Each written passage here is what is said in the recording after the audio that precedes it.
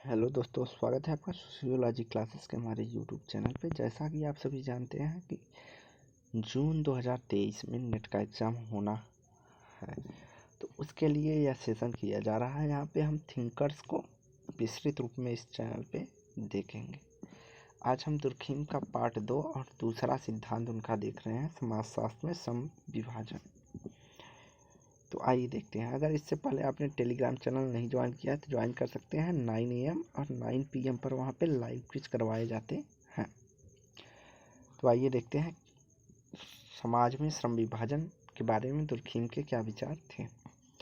Durkheim कालीन Europe में औद्योगिक समाज का विकास हो चुका था और श्रम विभाजन उस समाज की एक प्रमुख आर्थिक घटना के रूप में चर्चा का विषय था, जिसका विश्लेषण दो स्वरूपों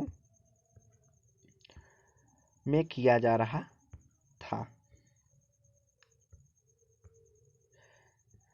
एडम स्मिथ जैसे अर्थशास्त्री किसी समाज के आर्थिक विकास एवं उत्पादकता में वृद्धि हेतु श्रम विभाजन को आवश्यक मान रहे थे।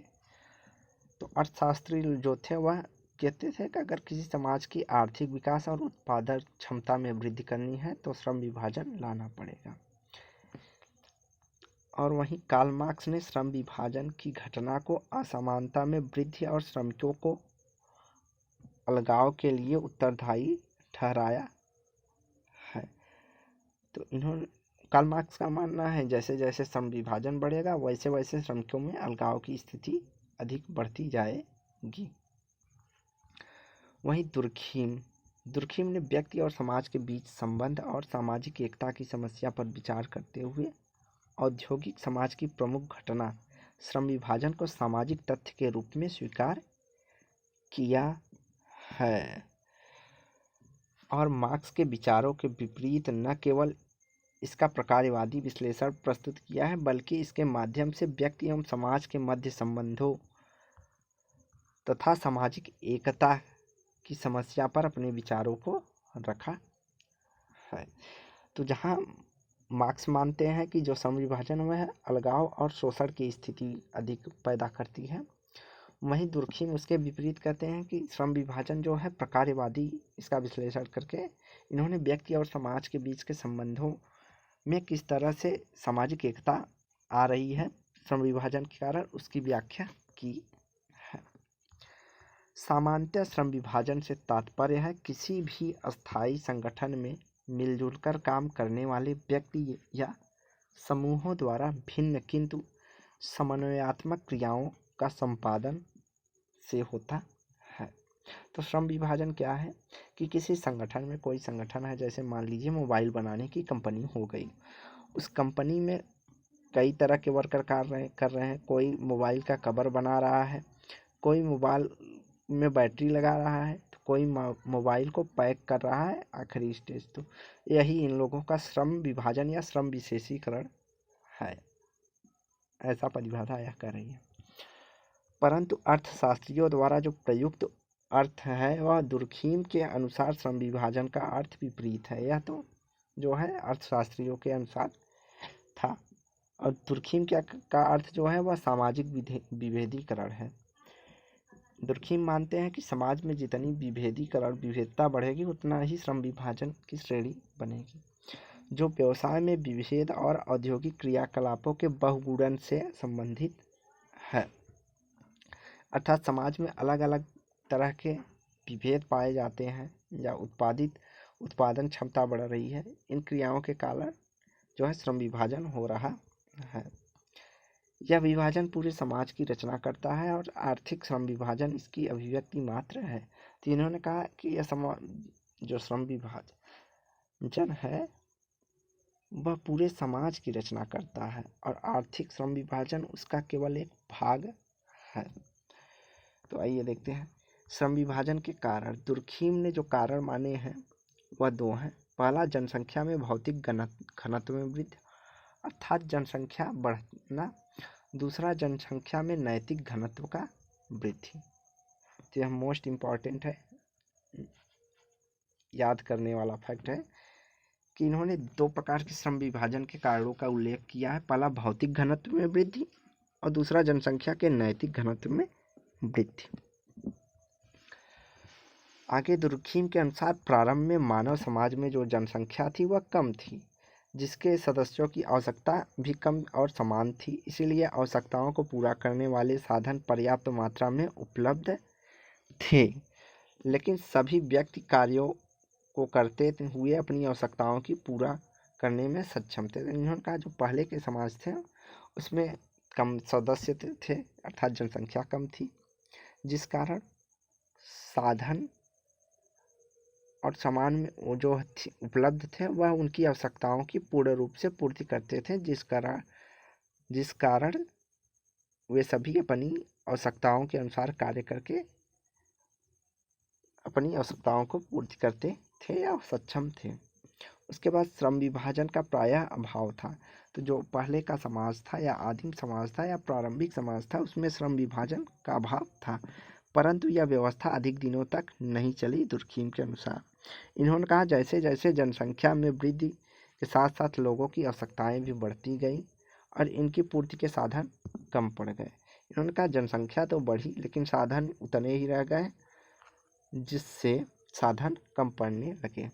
फलस्वरूप इसका परिणाम क्या हुआ कि प्रतिस्पर्धा एवं संघर्ष का उद्भव हुआ और समाज का नैतिक दायित्व बढ़ गया कि नैतिक घनत्व में वृद्धि, अर्थात समाज का नैतिक दायित्व इस तरह से बढ़ा कि सभी को आवश्यकताओं की पूर्ति करना एक समाज का कार्य है, तो वह समाज की नैतिक घनत्व की श्रेणी में रखा जाता है।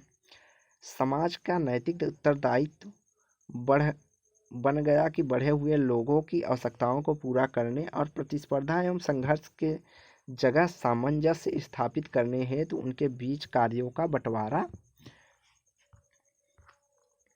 किया जाए, और समाज के इसी आवश्यकता को ने श्रम विभाजन एवं उस पर आधारित सहयोग और सामंजस्य उत्पन्न किया। तो दुर्खीम मानते हैं कि जनसंख्या वृद्धि के साथ नैतिक घनत्व बढ़ा और सभी की आवश्यकताओं की पूर्ति और प्रतिस्पर्धा और संघर्ष को कम करने के लिए समाज में सामंजस्य लाने के लिए श्रम विभाजन एक आवश्यकता के रूप में देखी जाने लगी और यह आया।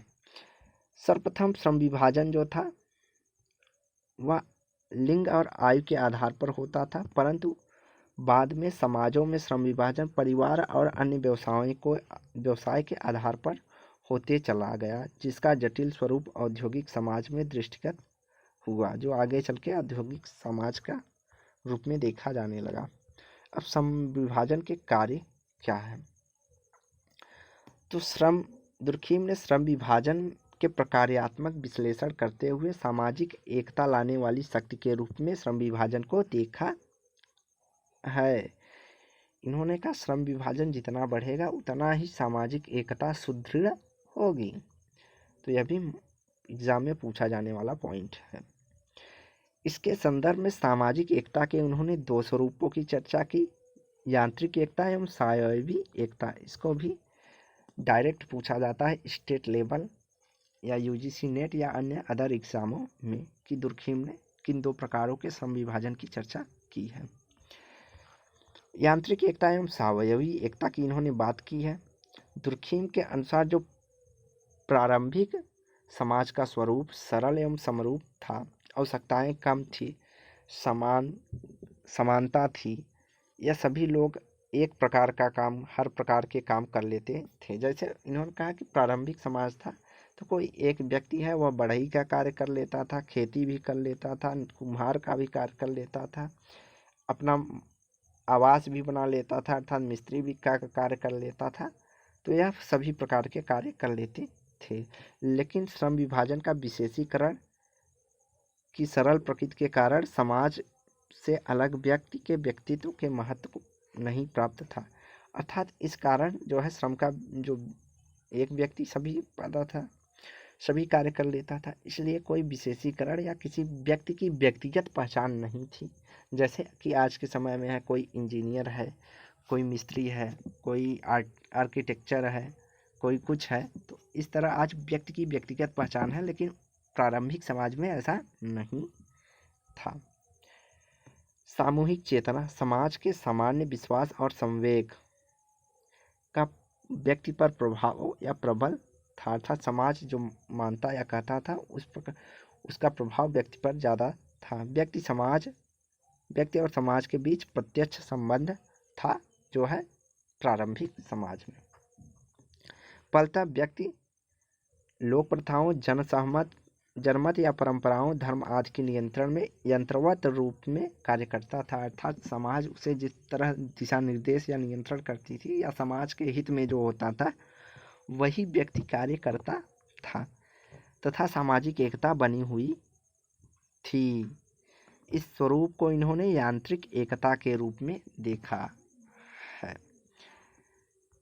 यांत्रिक एकता जो है मुख्य पॉइंट उसका है कि समरूपता पे आधारित एकता देखी जाती थी और ऐसे समाज में व्यक्ति द्वारा किया गया सामाजिक नियमों का उल्लंघन अपराध पूरे समूह अथवा समाज के विरुद्ध अपराध माना जाता था। इस अपराध का बदला अपराधी से पूरा समाज और समूह लेता था और इसमें सजा का जो प्रावधान था वह दमनकारी प्रचलित कानून था। तो ऐसे जो प्रारंभिक समाज थे वहाँ पे जो है कानून व्यवस्था अर्थात कोई नियम का उल्लंघन कर देता था, जैसा कि आप हिंदी फिल्मों में देखा करते हैं। उदाहरण के तौर पे आपको हम सूर्यवंशम एक पिक्चर का उदाहरण दे रहे हैं जिसमें जो है जो विलन था उसने एक लड़की के साथ गलत कार्य किया तो वह पूरे समाज के प्रति उसका जो अपराध वह साबित हुआ तो उसे जो है उस समाज से बाहर निकाल दिया गया, अर्थात उस गांव से उसे बाहर निकाल दिया गया और समाज से, और यह उसका हुक्का पानी क्या कहते हैं दाना पानी बंद कर दिया गया गांव से। तो इस तरह के जो है इसे दुर्खीम ने क्या किया दमनकारी कानून के रूप में बताते हैं। परंतु जनसंख्या वृद्धि के साथ साथ श्रम विभाजन एक विशेषीकरण अस्तित्व में आया और फलतः स्वरूप समूह में से पृथक व्यक्ति के व्यक्तित्व का महत्व प्राप्त हुआ। तो इन्होंने कहा जैसे जैसे जनसंख्या में वृद्धि हुई वैसे वैसे श्रम विभाजन एक विशेष रूप से अस्तित्व में आया, जिसका जो है परिणाम यह हुआ कि व्यक्ति का जो है व्यक्तिगत महत्व प्राप्त होने लगा और व्यक्तिवादिता में वृद्धि हुई। आज व्यक्ति पर सामूहिक चेतना का प्रभाव कमजोर होने लगा, अर्थात समाज का प्रभाव कमजोर होने लगा। इसके बावजूद दुर्खीम का कहना है कि समाज की एकता भंग नहीं होती और एकता का एक नए स्वरूप उभरकर सामने आता है। तो उन्होंने कहा इतना होने के बावजूद भी सामाजिक एकता भंग नहीं होती, अर्थात पूरी तरह से खत्म नहीं होती है। हाँ, उसके स्वरूप में जो है परिवर्तन हो गया है और इस नए स्वरूप को दुर्खीम ने कहा कि यांत्रिक एकता से यह सावयवी एकता की ओर बढ़ चली है और इसे आधुनिक औद्योगिक समाज का लक्षण भी इन्होंने बताया। चूँकि यहाँ बढ़ता हुआ श्रम विभाजन और विशेषीकरण पारस्परिक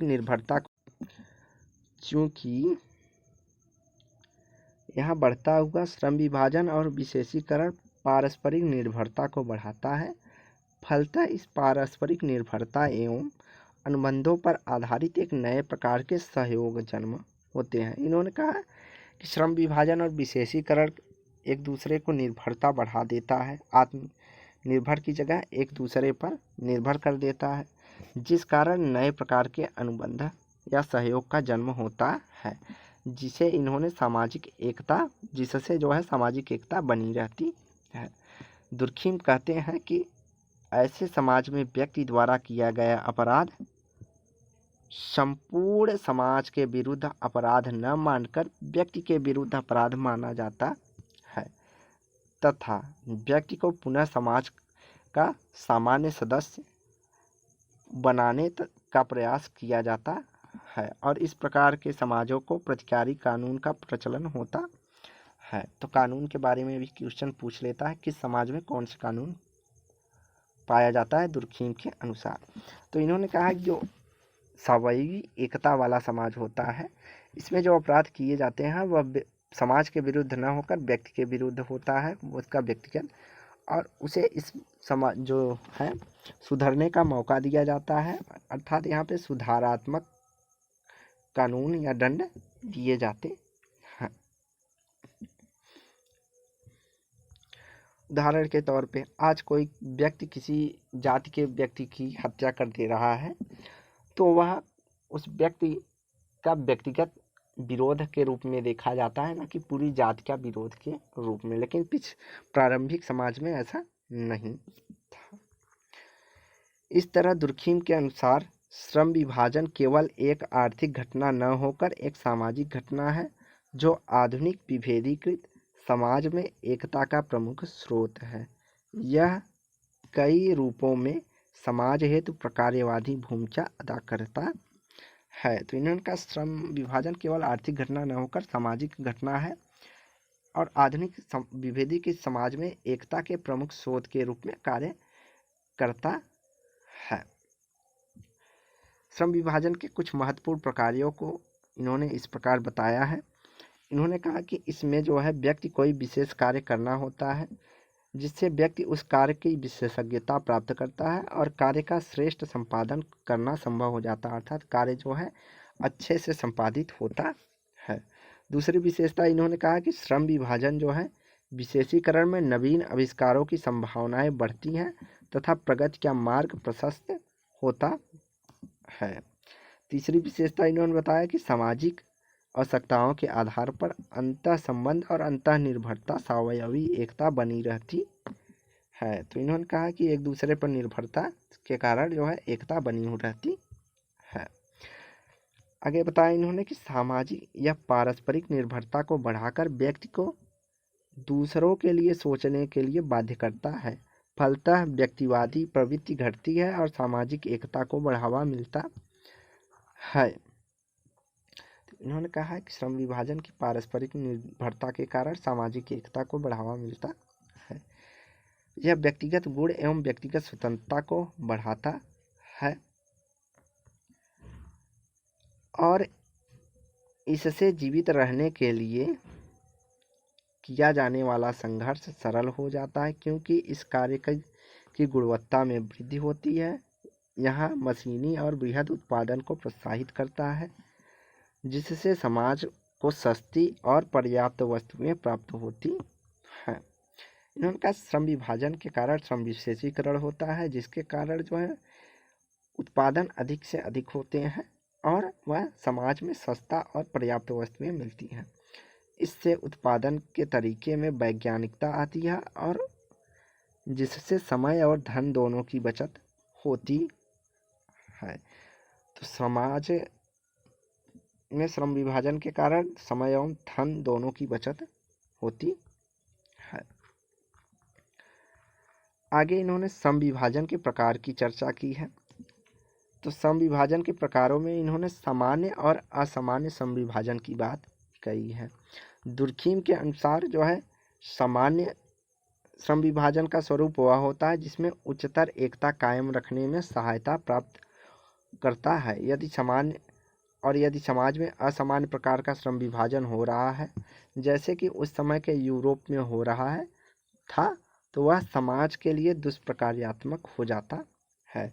इस तरह दुर्खीम ने श्रम विभाजन के दो स्वरूपों के रूप में देखा है।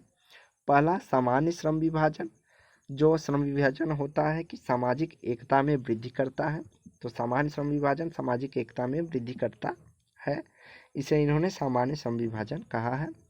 और दूसरा व्याधिकी या असामान्य श्रम विभाजन, तो इन्होंने कहा जो श्रम विभाजन का वह रूप जो सामाजिक एकता को कमजोर करता है, उसे इन्होंने या एकता को कमजोर करता है या सामाजिक एकता में बाधा पहुंचाता है, तो वह असामान्य श्रम विभाजन या व्याधिकीय श्रम विभाजन होता है।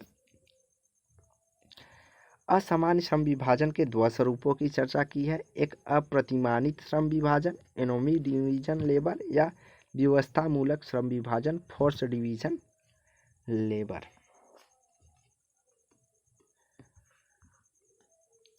अप्रतिमानित श्रम विभाजन वह होता है जब श्रम विभाजन बिल्कुल अतिवादी ढंग से लागू किया जाए, जिससे मजदूर को पूरी उत्पादन प्रक्रिया से अलग या अलगाव अपने आप को महसूस करने लगता है और कर्मचारी और मालिक के बीच अस्थायी तौर पर अलगाव उत्पन्न हो जाता है। तो दुर्खिम ने इसे अप्रतिमानित श्रम विभाजन कहा है। जहां मूल्यों का ह्रास हो, दो लोगों के बीच में मूल्यों के कारण व्यक्ति का अलगाव होता है, तो वहां पे इन्होंने अप्रतिमानित श्रम विभाजन कहा है। अगला है व्यवस्था मूलक श्रम विभाजन। जब किसी वैकल्पिक समाज के अभाव में मजदूर कोई भी कार्य करने के लिए मजबूर हो जाता है, दास प्रथा, बंधुआ मजदूरी आदि, दुर्खिम ने व्यवस्था मूलक श्रम विभाजन कहा है। आज इस तथ्य को आज वर्तमान समय के लिए उदाहरण के रूप में देख सकते हैं। जैसे आज एक इंजीनियर एक लेबर का कार्य करने लगता है, या एक पीएचडी होल्डर आज प्राइमरी टीचर बन जाए, तो यह सब जो है विवश होकर केवल अपनी आजीविका के कारण अपने प्रोफेशन से अलग हटकर कार्य करना ही व्यवस्था मूलक श्रम विभाजन दुर्खिम ने कहा है। इन्होंने कहा आधुनिक औद्योगिक समाज में नौकरी की जरूरत व्यावसायिक योग्यता के बीच तालमेल के अभाव के कारण यह समस्या उत्पन्न होती है।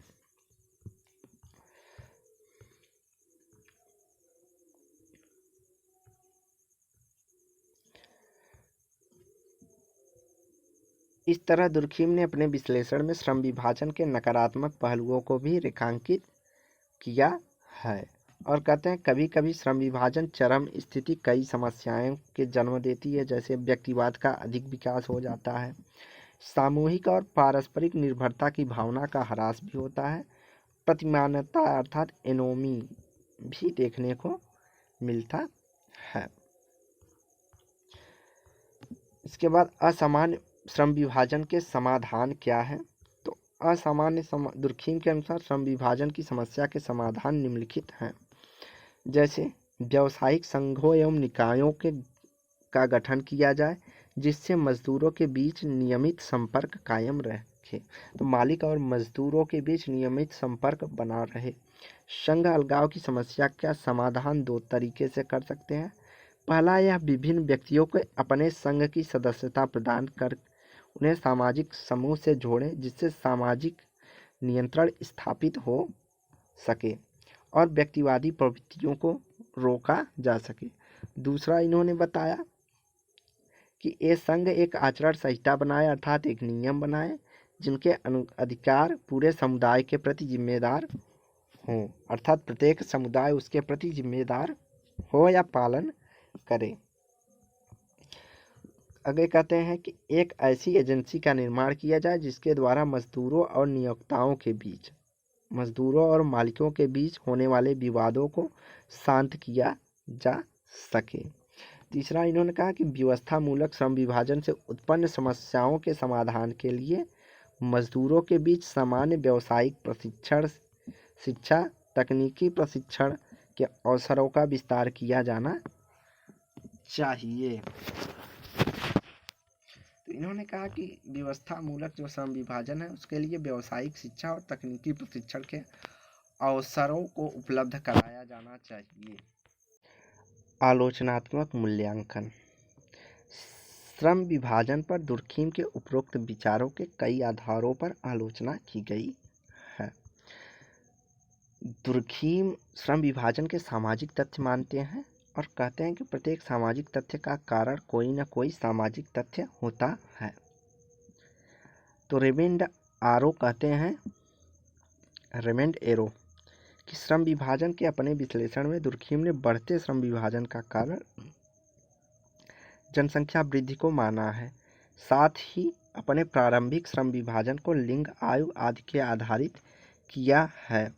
मूलतः यह एक जैविक तथ्य है, तो जनसंख्या को एक जैविक तथ्य के रूप में है। सामाजिक तथ्य की उत्पत्ति की व्याख्या जैविक तथ्य के संदर्भ में करना दुर्खिम के स्वयं के पद्धति का विरोधाभास को दर्शाता है। तो इन्होंने कहा कि जो दुर्खिम है उन्होंने सामाजिक तथ्यों की व्याख्या सामाजिक तथ्यों के कारण के आधार पर किया है, लेकिन जो इनका जो है जो श्रम विभाजन का सिद्धांत है वह जैविकी अर्थात जनसंख्या के आधार पर करके और आयु लिंग के आधार पर करके इन्होंने अपने पद्धति को ही खंडित कर दिया है या विरोध को बताया है। इसके बाद पैरेटो ने दुर्खीम की आलोचना करते हुए कहा है कि इन्होंने केवल यांत्रिक समाज से स्वाभाविक समाज के रूप में परिवर्तन की बात की है या समविभाजन के आधार परिवर्तन की बात की है, जो कि एक कारकी है, क्योंकि परिवर्तन के हेतु कई अन्य कारक भी जिम्मेदार होते हैं। इसके बाद बीर स्ट्रीट कहते हैं कि दुर्खीम जो है प्राचीन और आधुनिक समाज में भेद उनमें व्याप्त समानता और विभेद के आधार पर किया है, जो कि उचित प्रतीत नहीं होता, क्योंकि सभी समाजों में समानता और विभेद पाए जाते हैं। तो यहाँ दुर्खीम कहते हैं कि जैसा दुर्खीम ने कहा कि प्रारंभिक समाज में समानता अधिक देखी जाती है और वर्तमान समाज में जो है विभेद अधिक देखा जाता है, लेकिन यहाँ बीर स्ट्रीट ने कहा कि यह अनुचित है, क्योंकि प्रत्येक समाज में हमेशा समानता और विभेदता विद्यमान रहता है। उपरोक्त आलोचनाओं के तौर पर दुर्खीम के विचारों में निहित कमियों को दर्शाया जा सकता है, परंतु दुर्खीम ने अपने इस विश्लेषण में कई महत्वपूर्ण पक्षों को स्पष्ट किया है। इन्होंने व्यक्ति और समाज के मध्य संबंधों के संदर्भ में दुर्खीम ने यह दर्शाया कि ऐतिहासिक रूप से व्यक्ति समाज से पहले नहीं आता है। इन्होंने कहा कि जो व्यक्ति है वह समाज से पहले नहीं आता है, बल्कि व्यक्ति की जागरूकता समाज के विकास के साथ साथ पैदा हुई है। उपयोगितावाद एवं उपयोगितावाद एवं मार्क्सवाद के विपरीत दुर्खीम की यह स्थापना की श्रम विभाजन समाज की आवश्यकताओं को पूरा करने हेतु समाज द्वारा सृजित घटना है, जो अंततः समाज के लिए प्रकार्यात्मक होता है, ने भी समाज के विश्लेषण के लिए एक नवीन दृष्टिकोण प्रदान किया है। जहाँ उपयोगितावाद केवल उपयोग पर ध्यान देता है कि व्यक्ति अपनी उपयोगिता के आधार संबंध निर्धारण करता है, वहीं मार्क्सवाद ने श्रम विभाजन को कहा कि यह एक शोषणकारी संस्था है। उसके ठीक विपरीत दुर्खीम ने कहा कि यह एक प्रकारवादी श्रम विभाजन जो है एक समाज के लिए एक प्रकार्यात्मक कार्य करता है। दुर्खीम ने समाज में न केवल प्रकार्यात्मक पक्षों पर चर्चा की, बल्कि असामान्य श्रम विभाजन इसके उपरोक्त स्वरूपों का विश्लेषण के माध्यम से तत्कालीन यूरोप में विद्यमान श्रम विभाजन के नकारात्मक पक्षों को भी दर्शाने का प्रयास किया है।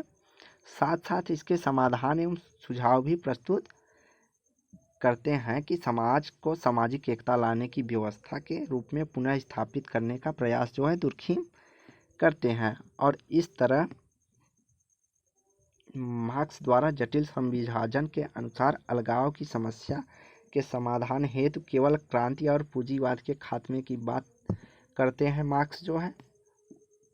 इसके विपरीत दुर्खीम कहते हैं कि समाज द्वारा औद्योगिक समाज के अंतर्गत समाधान की बात किया जा सकता है। दुर्खीम ने सामाजिक परिवर्तन के संबंध में आशावादी दृष्टिकोण को परिचायक माना है।